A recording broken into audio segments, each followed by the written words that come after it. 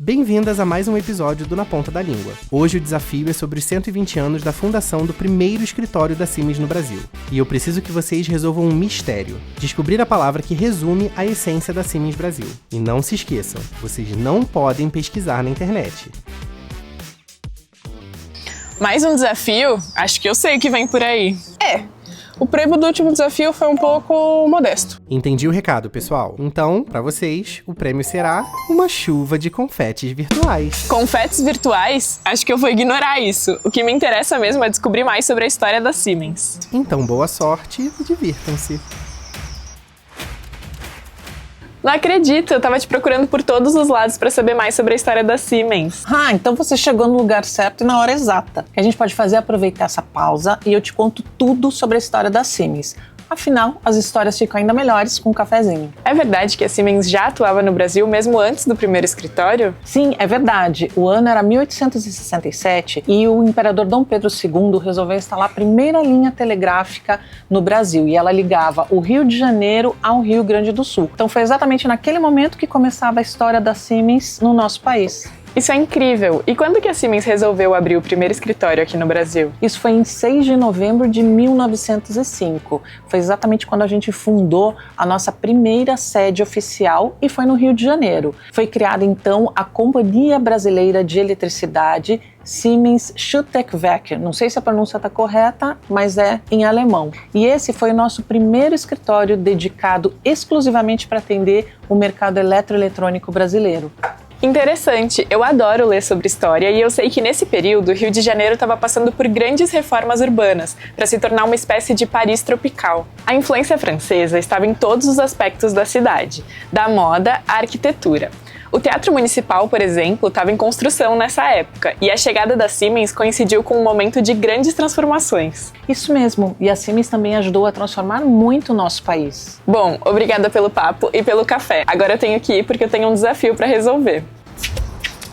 Nossa, eu venho aqui todos os dias e eu nunca parei para pensar na história desse lugar. Tô curiosa para saber mais. Com licença, eu estou procurando por algum especialista em história da Siemens. É você? Ué, mas eu não acabei de falar da história da Siemens? Como é que é seu nome? Isabela. Isso é alguma pegadinha? Porque acabei de falar com uma Isabela. Mas tudo bem, o que você quer saber? Você sabe se é verdade que tem uma história curiosa sobre um estacionamento da Siemens? Assim, essa unidade da Anhanguera, ela foi inaugurada em 1977, logo após o incêndio no edifício Andraus. Este terreno aqui, onde a sede foi construída, tinha sido usado como centro de treinamento do Corinthians. Mas aqui não foi a primeira unidade da Siemens em São Paulo, né? Não, nos anos 1950, a Siemens inaugurou uma fábrica na Lapa, na cidade de São Paulo. E essa fábrica foi essencial para a produção de equipamentos, que ajudaram inclusive a modernizar o Brasil, marcando essa era de industrialização. E a sede aqui da Anhanguera mudou muito desde que foi inaugurada? Com certeza, foram muitas mudanças com o tempo. Hoje, essa unidade é um exemplo de eficiência energética, captação e aproveitamento de água da chuva, gerenciamento de resíduos e outras práticas ecológicas. Obrigada pelas histórias. Agora eu vou olhar para essa localidade com uma outra perspectiva. Bom, eu vou indo. Será que vai aparecer mais alguma Isabela hoje? E aí? Tudo bem? Conseguiu descobrir alguma coisa sobre a história da Siemens? Sim, mas eu senti falta de saber mais sobre a fábrica.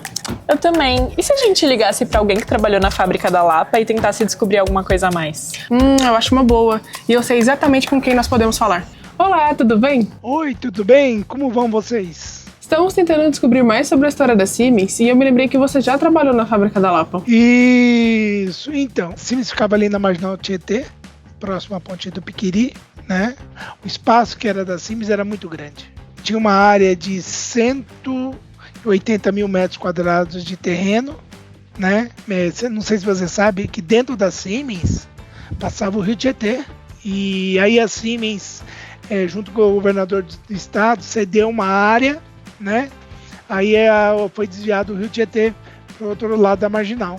Quando e como você começou a trabalhar na fábrica da Lapa? Eu entrei na Siemens dia 5 de janeiro de 1985 como estagiário técnico em química.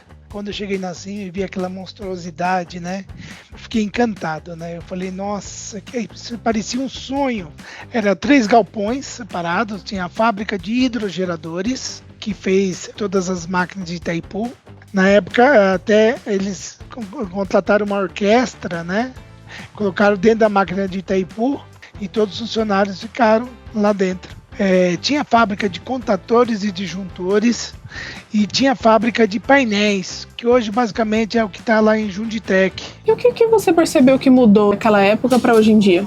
Então, é uma coisa que está completamente modificado, foi feito um retrofit nos prédios, né?